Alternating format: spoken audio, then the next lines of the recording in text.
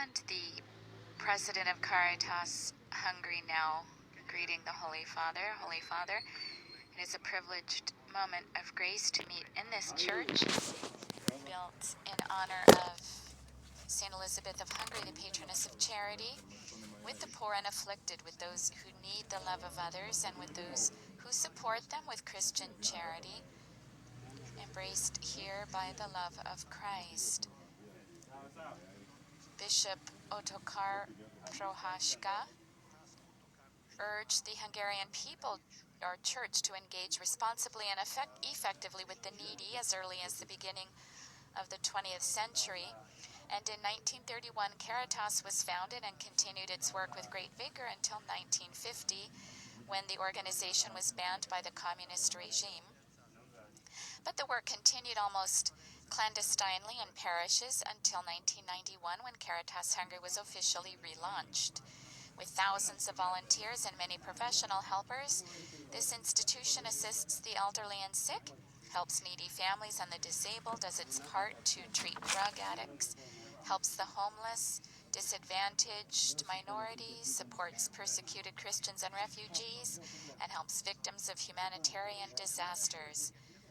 The work is done in parishes through the service of volunteers and in organized professional settings wherever it is needed, including in other parts of the world, where professionals are called to help during humanitarian or natural disasters.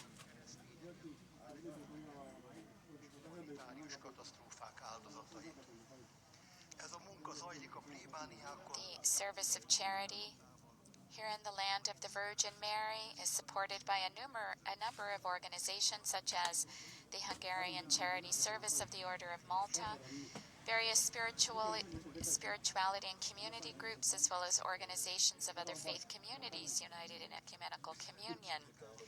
Please, Holy Father, give your blessing to the work that many who are not all present here, all the work that we're doing in the name of Holy Mother Church.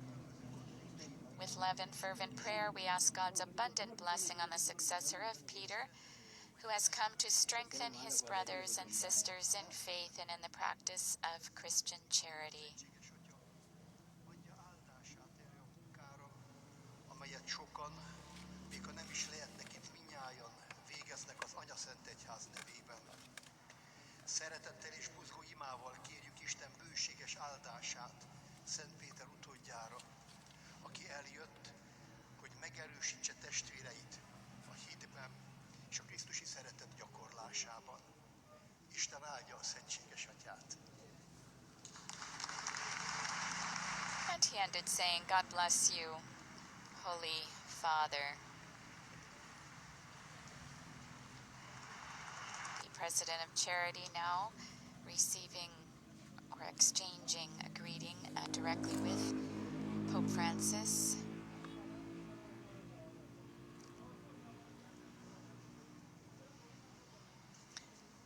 And our Holy Father speaking to him now through an interpreter.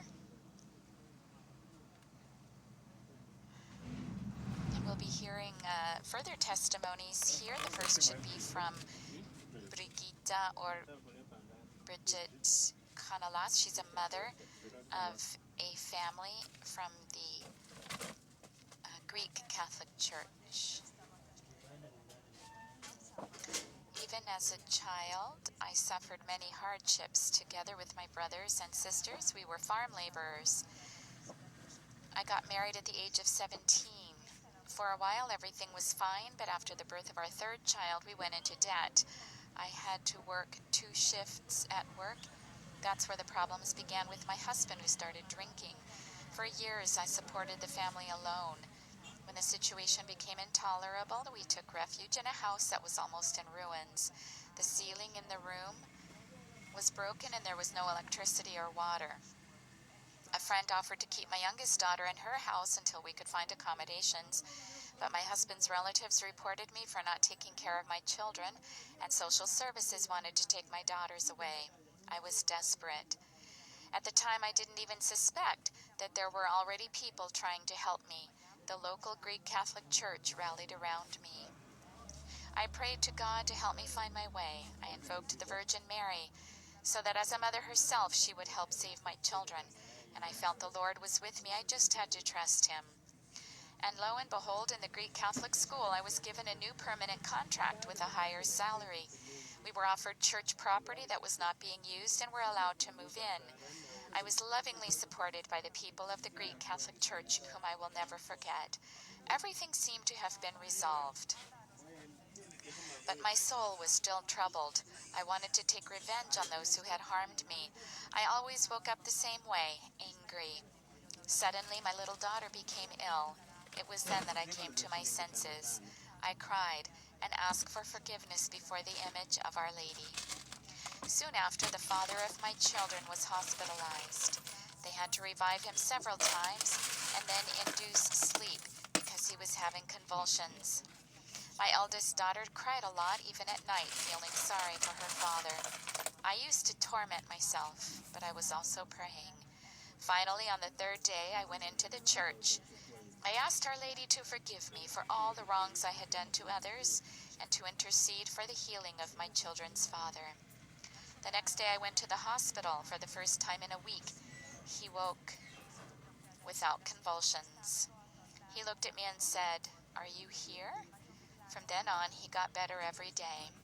I think that was the moment when I finally reconciled and completely cuddled myself up in the palm of God's hand. Minden rosszért, amit másoknak kívántam. És ha úgy gondolja, hogy megérdemlem, hogy lelkiismeret furdalással éljek, akkor vegye el az apjuk életét. De ha úgy gondolja, hogy nem vagyok ennyire rossz ember, akkor hagyja életben, mert a gyerekeinek még szüksége lehet rá. Hazamentem, folytattam az imádkozást. Már hajnalodott, amikor megint ugyanazt éreztem, velem az Úr, és értettem, amit tudtomra akar adni. Másnap bementem a kórházba. Egy hét után akkor ébresztették fel először úgy, hogy nem jött rá roham. Rám nézett és annyit mondott: "Te itt vagy?" Onnantól kezdve minden nap javult az állapota. Azt hiszem, ez volt az a pillanat, amikor teljesen kiengesztelődtem, és Isten tenyerébe simultam. This has been Brigitta Kanalas, a mother of a family from Mariupol, who has been helped by the Greek Catholic community. These must be her children here. Also being able to greet the Holy Father and receive a rosary from him. Our next testimony is a family who escaped from Ukraine. They will also be singing. Поділитися з вашою святістю, історією та нашою вдячністю від імені біженців з України. У травні 2022 року всю ніч вибухали ракети в Дніпропетровську та інші. Holy Father, thank you so much for allowing me to share with Your Holiness our story and our gratitude on behalf of the refugees of Ukraine. In May 2022, missiles exploded throughout the night. He's from Dnipropetrovsk. And when our family was in danger, we decided to move. My wife, Lyudmila, I have 5 children, Daniel, Maria, Alexandra, Ilya, and Elisabetta. To protect our lives, we thought we had no choice but to leave. We didn't know where we would find a roof over our heads again, but where to go. Once, 46 years ago, I had served as a cook for the soldiers in Hungary, and to that day, I remembered the hospitality and friendliness of the Hungarians. I had even learned a little of the language. I knew that if we escaped, we could go to Hungary, even though Budapest is very far, more than 1,500 kilometers. The trip took several days, and we were very tired. We could take very little with us. When we arrived in Hungary, at first there were good people who cared about us, providing accommodation for our family and gave us the help that we needed. Later, we were taken into the Integration Center of Catholic Charities. We received tangible financial help in the form of vouchers, which was a lifesaver for my family in the early days of poverty, and also gave us encouragement and hope. For us and our children, Hungary was the beginning of a new life, a new possibility. Here we were welcomed and found a new home. Many have suffered and are still suffering from the war. We are very grateful to Your Holiness for speaking out for peace and for standing up for the victims of the war. And we are also grateful for the affection of the Catholic faithful and their prayers that not only help us but strengthen us. My children have a song of thanksgiving for the workers of Caritas Hungary, which we would like to play now to the Holy Father. In this song, our family intends to express the respect for the victims, as well as gratitude for those who help them, as well as our desire for peace and prayer. Водночас. Нехай береже усіх нас Господь, мира і слави. God bless us all, peace and harmony. And now we'll hear their song. Looks like the mother may be speaking now. Nagyon köszönöm, hogy az Ukrajnából menekülők nevében megoszthatom. A translation is being provided for the Hungarian speakers here because the testimony was provided in Ukrainian. Rakéták robbantak, és épültek, omlottak össze a házak. Amikor a családunk veszélyt fenyegette, úgy döntöttünk, hogy elköltözünk. Feleségemmel, Ludmilával, 5 gyermekünkkel együtt, Dániellel, Máriával, Alexandrával, Iljával és Elizabetával. És az ő életük védelmébe úgy éreztük, hogy más választásunk nincs, menni kell. Nem tudtuk, mikor lesz újra tető a fejünk felett. És hová menjünk? Egyszer régen, 46 évvel ezelőtt katonaszakácsként szolgáltam Magyarországon. És azóta is él bennem a magyarok vendégszeretete, barátságossága, sőt, egy kicsit meg is tanultam magyarul. Tudtam, hogy ha menekülnünk kell, akkor Magyarországra jövünk. Bár Budapest nagyon messze van, több mint 1500 kilométerre Dnipropetrovszktól. Az út több napig tartott, nagyon fáradtak voltunk, nagyon kevés dolgot tudtunk magunkkal hozni. Amikor megérkeztünk Magyarországra, először is jó emberek nagy gondot fordítottak arra, hogy családunknak szállást biztosítsanak, és megadják a szükséges segítséget. Később a Katolikus Caritas integrációs központjában is szeretettel voltak hozzánk, és befogadtak bennünket. Kézzelfogható anyagi segítséget kaptunk utalvány formájában, ami családom számára életmentő volt, és szegénység első időszakában egyben bátorítást és reményt is adott. Számunkra és gyermekeink számára Magyarország egy új élet kezdete, egy új esélyt jelentett. Így befogadtak bennünket, és új otthonra leltünk. Nagyon sokan szenvedtek már, és szenvednek még most is a háborútól. Nagyon hálásak vagyunk őszentségének, hogy hallatja a hangját a békéért, és kiáll a háború áldozataiért. Valamint hálásak vagyunk a katolikus hívők szeretetéért és imáiért, amik nem csak segítenek, de erősítenek is bennünket. A gyermekeink készültek egy dallal hálából a magyar katolikusok munkatársának, Caritas munkatársainak, amit most szeretnénk eljátszani Szent Atyának is. Ebben a dalban úgy gondoljuk, hogy áldozatok iránti szeretet, segítőknek szóló hála, a béke iránti vágy és az ima egyszerre csendül fel. Isten óvja meg mindnyájunkat, békét és harmóniát kívánunk.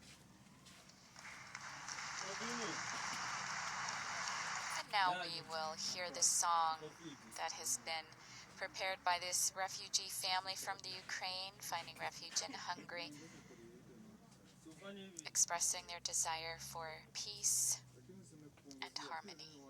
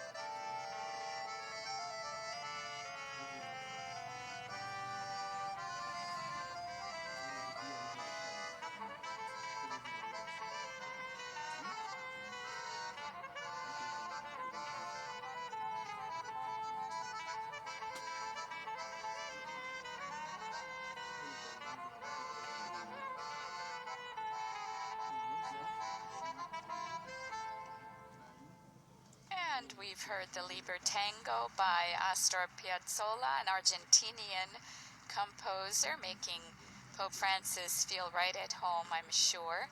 Again, they desire to play this family to express respect for the victims of the war in Ukraine, as well as for the gratitude for those who have been helping this family. Now, greeting Pope Francis personally. This is Oleg Yakovlev, his wife Ludmila, and 5 children, Daniel, Maria, Alexandra, Ilya, and Elisaveta. These are the people behind the numbers that we've been hearing about in the war that is still plaguing Ukraine. Our next testimony will be given by a permanent deacon and his wife, Zoltan Kuntsabo and Anna Pataki. Holy Father, our community, the New Jerusalem Catholic community, which turns 25 this year, proclaims the gospel of Jesus Christ to all. That is why, from the very beginning, we have been in contact with the poor and tried to help them in any way we can. But we felt that that was not enough. During the Budapest City Mission in 2007, the Holy Spirit placed in our hearts the thought that we needed a place where we could be together with them every day. And that is how the one-on-one service was born. In Budapest, there are 2,246 people living in shelters or dormitories for the homeless, 436 people living on the street. However, the number of people at risk of becoming homeless is much higher. Among our guests are people without families who have grown up in various situations, people with psychiatric problems, drug addicts, people who've been released from prison. But also there are abandoned mothers and grandmothers raising their children alone, and even some elderly people. Our center serves breakfast and lunch for an average of 150 people.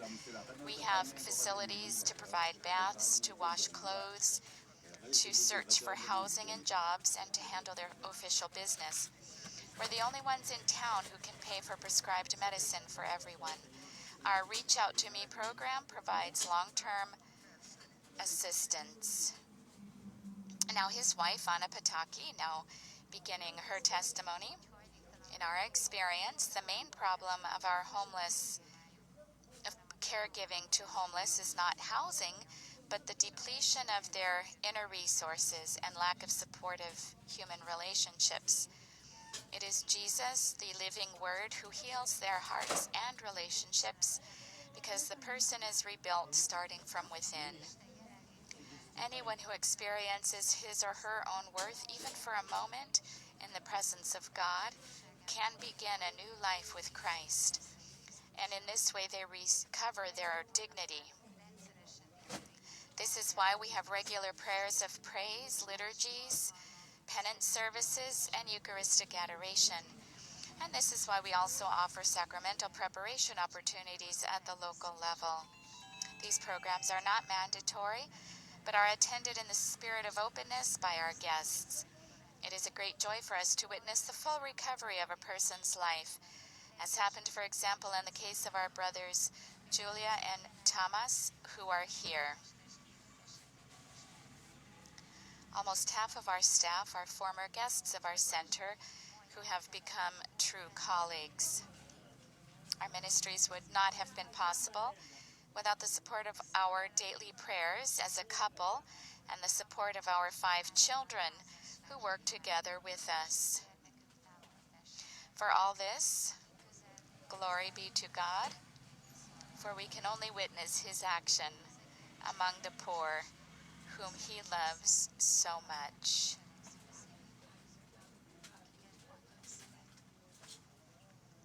The testimony of a permanent deacon and his wife to the specific service of charity that we know permanent deacons, this is for what they are ordained for, a beautiful testimony of how they carry out their call to the service of charity as a permanent deacon and his wife. And we now prepare ourselves to hear the discourse our Holy Father has prepared for those meeting here in the Church of St. Elizabeth of Hungary, meeting here with the poor and refugees.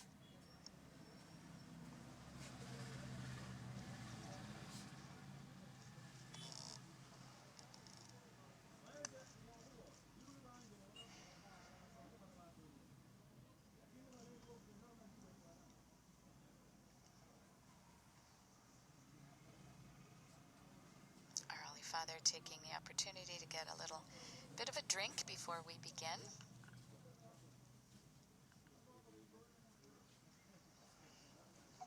Cari fratelli e sorelle, buongiorno. Dear brothers and sisters, good morning. Sono felice di essere qui in mezzo a voi. Grazie, Monsignor Antal, per le sue parole di benvenuto e grazie per aver ricordato il generoso servizio che la Chiesa ungherese svolge con i poveri. I poveri e bisognosi, non dimentichiamolo mai, sono al cuore del Vangelo. Gesù infatti è venuto a portare ai poveri il lieto annuncio. Essi allora ci indicano una sfida appassionante, perché la fede che professiamo non sia prigioniera di un culto distante dalla vita e non diventi preda di una sorta di egoismo spirituale, cioè di una spiritualità che mi costruisco a misura della mia tranquillità interiore e della mia soddisfazione. Vera fede invece è quella che scomoda, che rischia, che fa uscire incontro ai poveri e rende capace di parlare con la vita il linguaggio della carità. Come afferma San Paolo, possiamo parlare tante lingue, possedere sapienza e ricchezze, ma se non abbiamo la carità non abbiamo niente e non siamo niente. Kedves testvéreim, jó napot kívánok! I'm happy to be here with you. Thank you, Bishop Antal, for your words of welcome and for describing the generous service that the Hungarian Church carries out for and with the poor. Those in need, let us never forget, are at the heart of the gospel, for Jesus came among us to bring glad tidings to the poor. The poor, then, present us with a great challenge.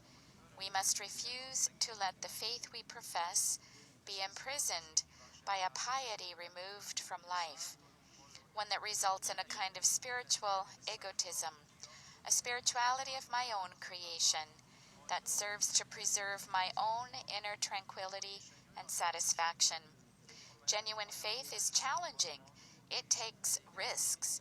It leads us to encounter the poor and by the witness of our lives to speak the language of charity.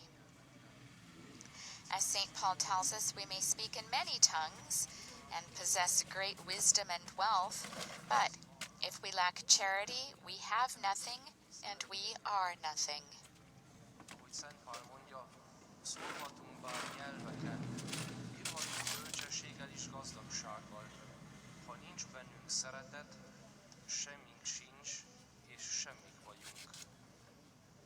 Il linguaggio della carità è stata la lingua parlata da Santa Elisabetta, verso la quale questo popolo nutre grande devozione e affetto.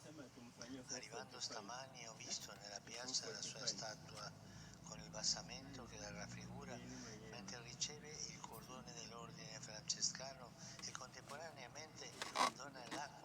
presentare un povero. È una bella immagine quella della fede. Chi si lega a Dio come fece San Francesco di Assisi, a cui Elisabetta si è ispirata, si apre alla carità verso il povero, perché se uno dice io amo a Dio e odia il suo fratello è un bugiardo. Chi infatti non ama il proprio fratello che vede non può amare Dio che non vede. Santa Elisabetta, figlia di re, era cresciuta nell'agiatezza di una vita di corte, in un ambiente lussuoso, privilegiato. Eppure, toccata e trasformata dall'incontro con Cristo, ben presto sentì un rigetto verso le ricchezze e le vanità del mondo, avvertendo il desiderio di spogliarsi e di prendersi cura di chi ne ha bisogno. Così non solo spesse i suoi averi, ma anche la sua vita a favore degli ultimi, dei lebbrosi, dei malati, fino a curarli personalmente e a portarli sulle proprie spalle. Ecco il linguaggio della carità. A tevékeny szeretet nyelve. Ezt a nyelvet beszélte The language of charity. This was the language spoken by Saint Elizabeth, to whom the Hungarian people have great devotion and affection. Upon my arrival this morning, I saw her statue in the square with its base. The statue shows her receiving the cord of the Franciscan order, and at the same time she's giving water to quench a poor man's thirst.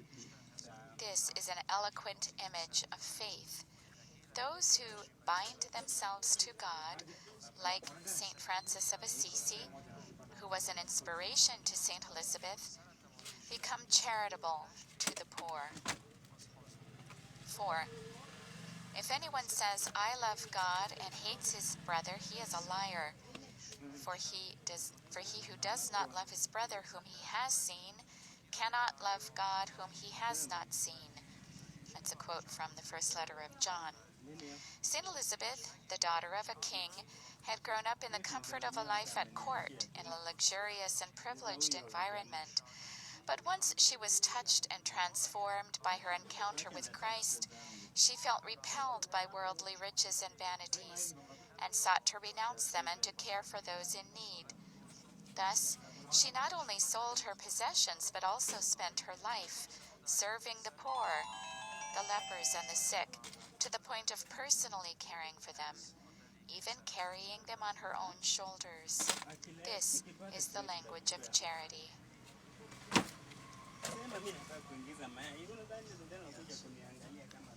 Tante privazioni, tante sofferenze, tanto duro lavoro per cercare di andare avanti e di non far mancare il pane ai suoi figli. E nel momento più drammatico il Signore gli è venuto incontro per soccorrerla. Ma l'abbiamo ascoltato dalle sue stesse parole come è intervenuto il Signore. Egli che ascolta il grido di chi è povero, rende giustizia agli oppressi da pane agli affamati e rialza chi è caduto. Non arriva quasi mai risolvendo dall'alto i nostri problemi, ma si fa vicino con l'abbraccio della tenerezza, ispirato alla compassione dei fratelli e che se ne accorgono e non restano indifferenti. Brigitta ce l'ha detto, ha potuto sperimentare la vicinanza del Signore grazie alla Chiesa greco-cattolica, a tante persone che si sono prodigate ad aiutarla, incoraggiarla a trovare un lavoro e sostenerla nel bisogno materiale e nel cammino della fede. Questa è la testimonianza che ci è richiesta, la compassione verso tutti, specialmente verso coloro che sono segnati dalla povertà, dalla malattia e dal dolore. Compassione, che vuol dire patire con. Abbiamo bisogno di una Chiesa che parli fluentemente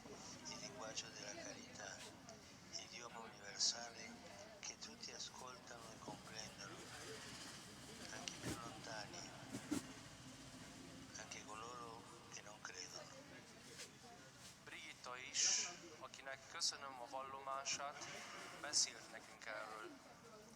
Mennyi megpróbáltatásban Brigitte spoke to us about this, and I thank her for her testimony. She told us of her many privations, her struggles, and her hard work to get by and to keep her children from going hungry. Then, at the most devastating moment of her life, the Lord came to her aid. And she told us how the Lord intervenes. He who hears the cry of the poor, who secures justice for the oppressed, who gives bread to the hungry and raises up those who are bowed down, almost never intervenes by solving our problems from on high. Rather, he draws near us with the embrace of his tender love, inspiring compassion in our brothers and sisters who take notice and choose not to remain indifferent.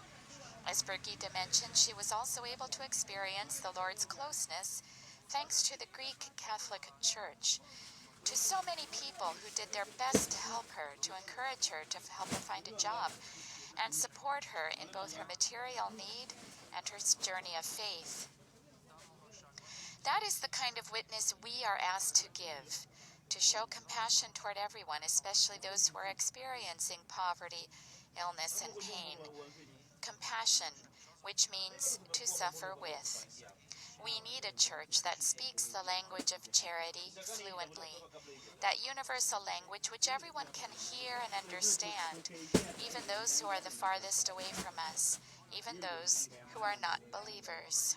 mindenki meghal és megért, még a legtávolabb állók is, még azok is, akik nem hisznek. E a questo proposito esprimo la mia gratitudine alla Chiesa ungherese per l'impegno profuso nella carità, un impegno capillare. Avete creato una rete che collega tanti operatori pastorali, tanti volontari, le caritas parrocchiali e diocesane, ma anche gruppi di preghiera, comunità di credenti, organizzazioni appartenenti ad altre confessioni, ma unite in quella comunione ecumenica che sgorga proprio della carità. E grazie per come avete accolto, non solo con generosità ma pure con entusiasmo, tanti profughi provenienti dalla Ucraina. Ho ascoltato con commozione la testimonianza di Oleg e della sua famiglia, il vostro viaggio verso il futuro, un futuro diverso, lontano dagli orrori della guerra. È iniziato in realtà con un viaggio della memoria, perché Oleg ha ricordato la calorosa accoglienza ricevuta in Ungheria anni fa, quando venne a lavorare come cuoco. La memoria di quell'esperienza lo ha incoraggiato a partire con la sua famiglia e venire qui a Budapest, dove ha trovato generosa ospitalità. Il ricordo dell'amore ricevuto riaccende la speranza, incoraggia a intraprendere nuovi percorsi di vita. Anche nel dolore e nella sofferenza, infatti, si ritrova il coraggio di andare avanti quando si è ricevuto il balsamo dell'amore. E questa è la forza che aiuta a credere che non è tutto perduto e che un futuro diverso è possibile. L'amore di Gesù ci dona e l'amore che Gesù ci dona e che comanda di vivere contribuisce allora a estirpare dalla società, dalle città e dai luoghi in cui viviamo il male dell'indifferenza. È una peste l'indifferenza, il male dell'egoismo, e riaccende la speranza di un'umanità nuova, più giusta, fraterna, dove tutti possano sentirsi a casa. És ennek kapcsán köszönetemet And here I wish to express my gratitude to the Church in Hungary for its generous and wide-ranging commitment to charity. You have built up a network that links many pastoral workers, volunteers, parish and diocesan Caritas organizations, but also prayer groups, communities of believers and organizations belonging to other Christian confessions, yet united in the ecumenical fellowship that is born of charity. Thank you too for having welcomed, not only with generosity but also with enthusiasm, so many refugees from Ukraine. I was moved as I listened to the testimony of Oleg and his family. Their journey to the future, a different future, far from the horrors of war, actually began with a journey of memory, because Oleg remembered the warm welcome he received in Hungary years ago when he came to work here as a cook. The memory of that experience encouraged him to take his family and come here to Budapest, where he found generous hospitality. The memory of love received rekindled hope and inspired him to embark upon a new journey in life. Even amid pain and suffering, once we have received the balm of love, we find the courage needed to keep moving forward. We find the strength to believe that all is not lost and that a different future is possible. The love that Jesus gives us and commands us to practice can help to uproot the evils of indifference. Indifference is a plague. To uproot the evils of indifference and selfishness from society, from our cities and the places where we live, and to rekindle hope for a new, more just, and fraternal world where everyone can feel at home.